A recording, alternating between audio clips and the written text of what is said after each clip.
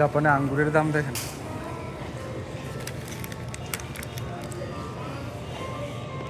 এই আঙ্গুরগুলোর দাম হচ্ছে 1700 ইয়েন।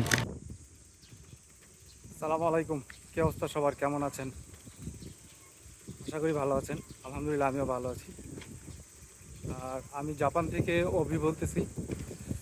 তো আপনারা আমার পেজে অনেকদিন ধরেই অনেকে যুক্ত আছেন। তো সবাই হয়তো আমার ভিডিও টুকটাক কম বেশি দেখেন, কিন্তু আপনাদের সাথে ওইভাবে পরিচিত হওয়া হয়নি। তা আমার নাম অভি, আমার বাসা বাংলাদেশের ঢাকায়। আমি জাপানে আসছি প্রায় 2.5 বছর হয়েছে। আমি জাপানের কোবে শহরে থাকি। এখানে আমি এখন স্টুডেন্ট ভিসায় আছি, আর পাশাপাশি পার্ট টাইম জব করি, এই আর কি অবস্থা।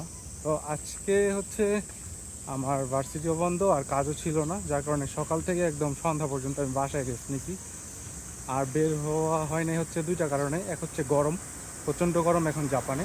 আর দ্বিতীয় হচ্ছে আমার ছুটি থাকলেও মানে আর কারো ছুটি না, এরকম একটা অবস্থা।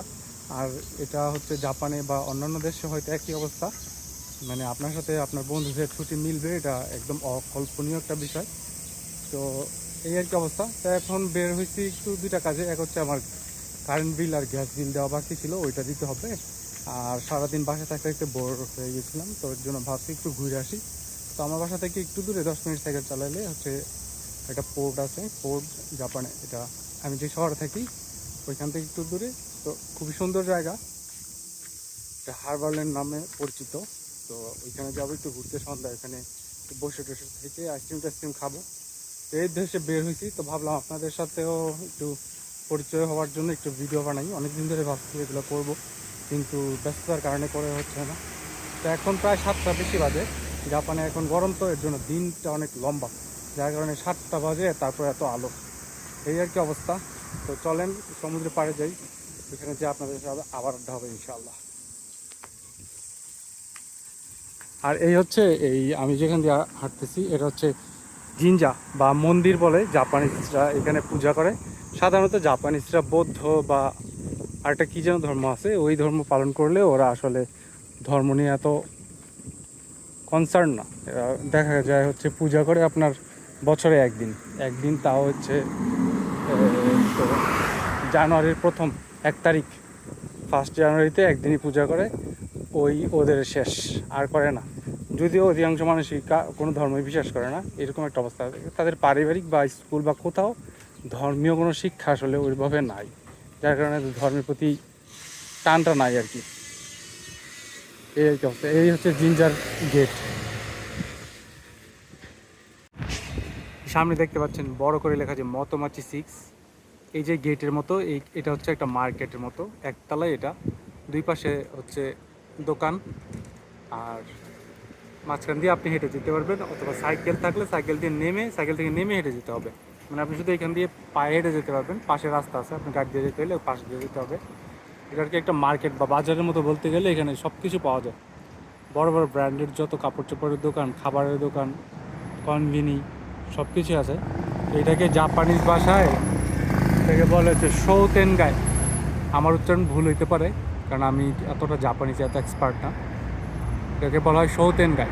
এটা প্রত্যেকটা শহরে বিভিন্ন জায়গায় এটা এটা থাকে এরকম, মানে মার্কেটের মতো।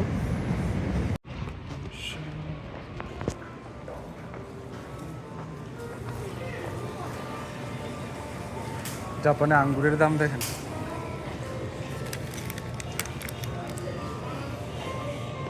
এই আঙ্গুরগুলোর দাম হচ্ছে 1700 ইয়েন, 1706 ইয়েন। অনেক মজা এগুলো।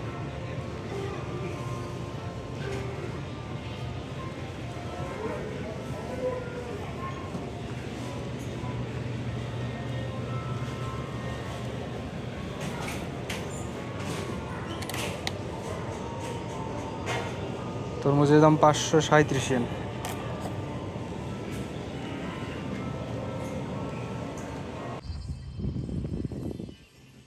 Hello everyone, welcome to Kobe.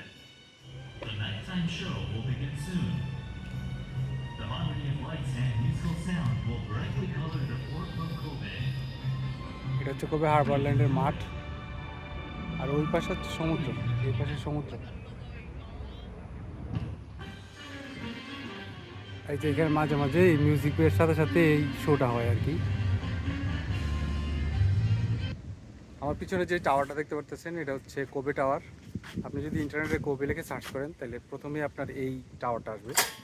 জাপানের বিশেষ করে যত বড় বড় সিটি আছে সব সিটিতেই একটা করে টাওয়ার আছে পরিচিত, টোকিওতে 2টা। ওর মধ্যে এই কোবে টাওয়ারটা খুবই সুন্দর। এটা একটা 5 স্টার হোটেল, নাম হচ্ছে ওরিয়েন্টাল হোটেল, আর পাশে একটা শিপ আছে। এখান থেকে আপনি এই শিপ দিয়ে ঘুরতে যেতে পারবেন, মানে এই সমুদ্রের এদিক দিয়ে ঘুরাবে, অল্প একটু সময়ের জন্য ঘুরায় আর কি। আর এই হচ্ছে সমুদ্র।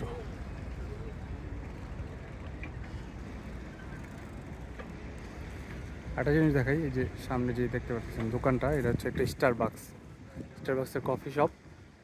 জাপানে 3-4টা স্টারবাক্স আছে, খুবই সুন্দর, মানে খুব সুন্দর মনোরম পরিবেশের মধ্যে। একটা কিয়োটোতে আছে একদম জাপানিজ ট্র্যাডিশনাল, আর এইটা একটা এই হারবারল্যান্ডের জাপানিজ। মানে অন্যান্য কোবের বাইরে যারা থাকে ওরা কোবে বলতে জানে যে এখানে একটা স্টারবাক্সের শপ আছে, অনেক সুন্দর জায়গা একদম সমুদ্রের পাড়ে। তা আমি যখন লাস্ট আওয়াজিতে ঘুরতে গিয়েছিলাম তখন এক জাপানিসের সাথে দেখা হয়েছিল, তো ও বলতেছিল যে আমি কি এরকম এই যে কোবের যে স্টারবাক্সটা আছে ওইটাতে কখনো গেছি কি না। তো এটাতে আমাদের মাঝে মাঝে যাওয়া হয়, মানে যে আমরা আমাদের কাছে এটা আহামরি না, যারা কোবের বাইরে ওদের কাছে এটা অনেক বড় বিষয় যে এখানে একটা স্টারবাক্স আছে, অনেক সুন্দর, আসলেই সুন্দর।